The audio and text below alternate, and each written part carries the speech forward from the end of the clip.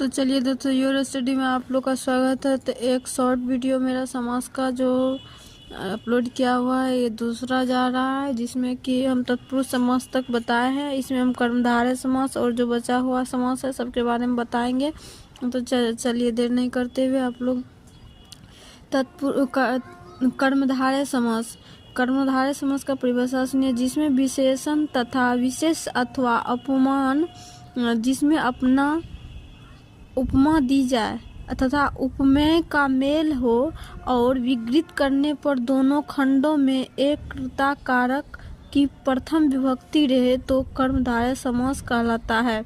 जैसे इसका example, सेलोन्त, cell समान अनंत, आम्र वृक्ष, आम्र है जो वृक्ष, अमर है जो वृक्ष, ये हुआ नवयुवक, नया है जो युवक।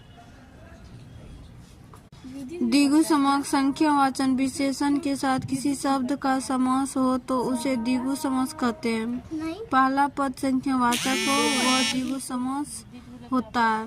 जैसे पंचपात्र, पांच पात्र, त्रिभुवन, तीन भुवन, चतुर्वर्ण, चार वर्ण। बहुव्रीहि समास, जिस समास में कोई भी पद प्रधान नहीं होता अपितु बाहर से ही आकर कोई शब्द प्रधान बहुव्रीहि समास कहलाता है। जैसे पंकज, लंबोदर, दशानन इत्यादि। शब्दों की खंड करने पर किसी विशिष्ट अर्थ का बोध होता है, उसे बहुव्रीहि समास की विशेषताएं कहते हैं। जैसे यह समास दो या दो से अधिक पदों का होता है।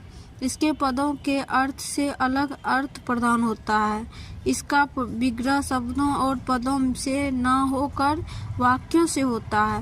पहला पद कर्ता कारक होता है। इस समास से बने पद विशेषण होता है। इनका लिंग विशेष होता है। 6 में देखिए, द्वंद्व समास, जिस समास में दोनों पद प्रधान हो उसे द्वंद्व समास कहते हैं। जैसे विग्रह में तथा, एवं, या, अथवा संयोजक शब्दों का प्रयोग होता है। जैसे गौरी शंकर, इसमें गौरी और शंकर दो है, गौरी भी है शंकर भी। मार पीट, मार और पीट। अन्न जल, अन्न और जल।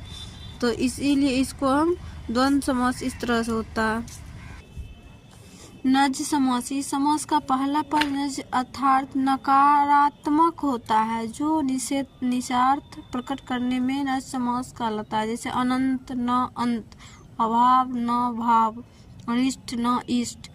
इसका मध्यम पद लोप, जब कर्मधारय समास में दोनों पदों को बताने वाला शब्द लुप्त तब उसे मध्यम पद लोपी समास कहते हैं। जैसे